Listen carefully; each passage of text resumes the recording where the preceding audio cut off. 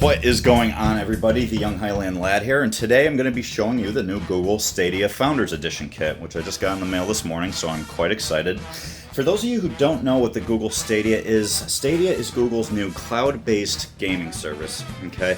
It doesn't require a PC, console, or any crazy hardware. All the processing is done right on Google servers and delivered to you right through your internet connection. All you need is a TV or a PC running Chrome. If you have a Google Pixel phone, either the 2, 3, 3A, I believe, or the 4, you can play it right on your phone as well. And Google will be selling a cool little phone mount similar to the one I showed you in my last video to get your Pixel phone mounted to the Stadia controller.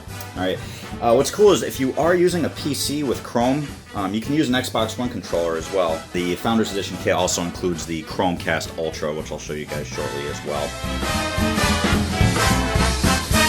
In terms of the subscription options, Google has two packages for you. Now, if you got the Founders Edition, you get the first 3 months for free, but for $9.99 a month, which is very fair and less than the price of Netflix, you get Stadia Pro, which allows you to stream games up to 4K in HDR and at 60 frames per second, and with 5.1 surround sound. Very fairly priced. What's also included in your Pro subscription are regular free games, kind of like how PlayStation Plus does their free monthly games, and you also get discounts on the available game library. And again, no downloading required, nothing like that. It streams it right over your internet connection.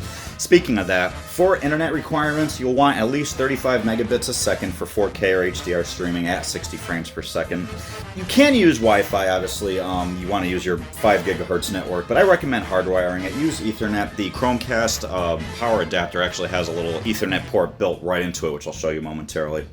Now, in terms of the Founder Edition, which I'm excited about, is you get a limited edition dark blue controller. I believe it is already sold out and done with, but you can still get the Premier Edition now if you pre-order it online, and that includes the white controller.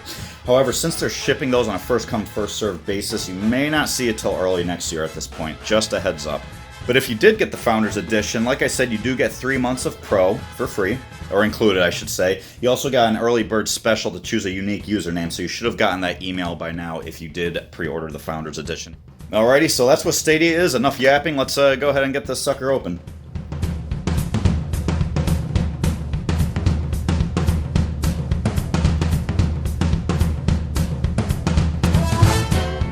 Alright, look at that. That's the controller there. And again, this is the limited one with the Founders Edition.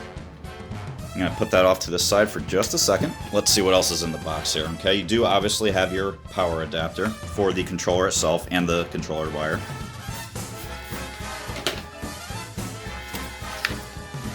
Get a little welcome as well from Google.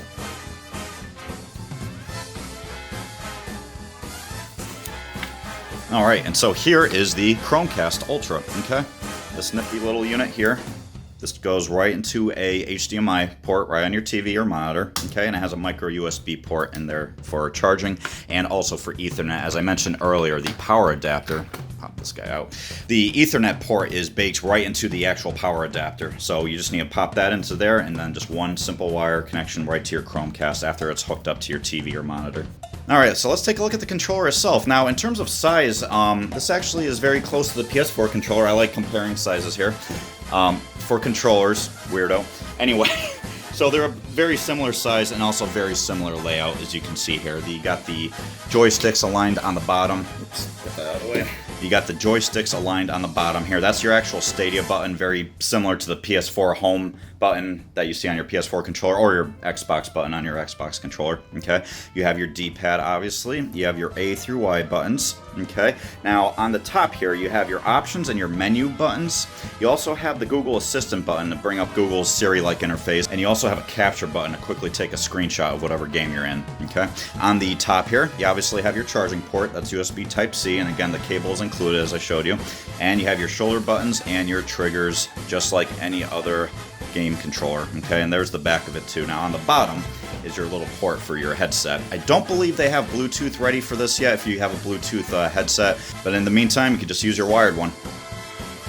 So that's everything that's included in the box. Again, your controller, your little welcome card, I believe they include some stickers as well, your Chromecast Ultra with the power adapter, and the power adapter and cable for your controller itself, okay? I already have the application installed and I got my username chosen and set up already, but what I'd like to do next is actually hook everything up to my TV and show you how everything runs.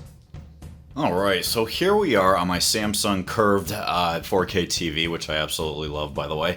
So I have everything set up. Now, the initial setup was a little tricky. I just want to tell you about that real quick. First and foremost, you need to download the Stadia app if you haven't already to register your account, and also you use that as your portal for purchasing games and so forth. You also need the Google Home application, and that's to set up your Chromecast. So after everything is connected, you actually want to do it over Wi-Fi first before hooking it up to Ethernet. And in order to do that is both the Chromecast and the controller and your phone all need to talk to each other on the same Wi-Fi network. So again, if you have the 5 gigahertz Wi-Fi connection, use that just for better speed and reliability and coverage. So on the Google Home app, you download that and it should automatically detect your Chromecast and it will take you through a little wizard for setting it up.